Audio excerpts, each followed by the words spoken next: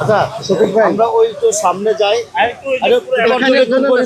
এখানে নির্দেশনাটা কি দিলেন এটা এটা নির্দেশনা এখানে তো আগে রাস্তা ছিল না, মানুষ চলাচল করতে করতে গিয়ে এটা রাস্তা হয়ে গেছে। এই লেক এবং রাস্তাটা ছিল রাজুকের, এখনো রাজুকের সম্পত্তি। যেহেতু নগরবাসী এই বৃষ্টি জলবদ্ধতার কারণে রাস্তাটা ভেঙে গেছে, সিটি কর্পোরেশনের পক্ষ থেকে আমরা এটা পরিদর্শন করেছি।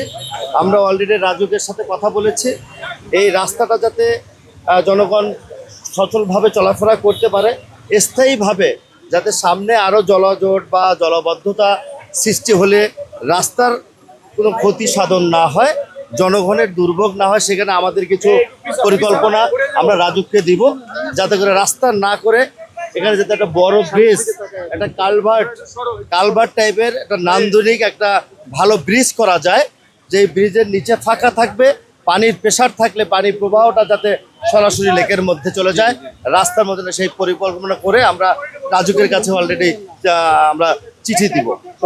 এগুলাকে কি অপরিকল্পিত উন্নয়ন বলছেন কিনা বা ভাববেন কিনা? আমি একটু আগে এখানেও একটা আমরা দেখেছি যে রাস্তার উপর খুব পানি জমে আছে, 26-27 ঘন্টা পানি নামছে না। এগুলাকে কি অপরিকল্পিত উন্নয়ন মনে করছেন?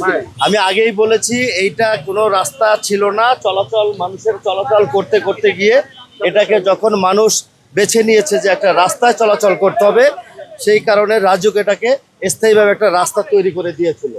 আমরা যেহেতু বারবার একই জলাবদ্ধতা হলে রাস্তা টেকসই হয় না, পানির প্রেসারটা এবার অনেক বেশি ছিল, অনেক ভারী বর্ষণের কারণে পানি এবং পুরান ড্রেনেজ ব্যবস্থার কারণে পানিটা সেটা ওয়েটটা নিতে পারে না, বিধায় আজকে রাস্তা ক্ষতিগ্রস্ত হয়েছে। এবং সামনে যাতে সেই ক্ষতি সাধন না হয়, আমরা সিটি কর্পোরেশনের পক্ষ থেকে রাজুক চেয়ারম্যানের কাছে আমরা একটা চিঠি লিখব, যাতে করে সেটা রাস্তা না করে যাতে আগামী দিনে জলবদ্ধতার সৃষ্টি না হয় এমন একটা কিছু করা হোক, যাতে পানি প্রবাহটার নিচে যাতে সঠিকভাবে সঠিক সময় যেতে পারে, এটা কালভার্ট কিংবা বড় একটা নান্দনিক সৌন্দর্য বৃদ্ধি করে একটা ব্রিজ করার জন্য এবং সোসাইটিগুলোর সাথে আমরা পরামর্শ করে একটা পরামর্শ দিব। সেই পরামর্শ মাফিক আশা করি রাজুক। এয়ারপোর্ট রোডেরটা কি বলছেন? এয়ারপোর্ট রোডে যে পানিটা জমেছে সেটিকে আমরা এখন এটা শেষ করে সেখানে যাব, সেখানে পরিস্থিতি দেখে আমরা কথা বলতে পারবো।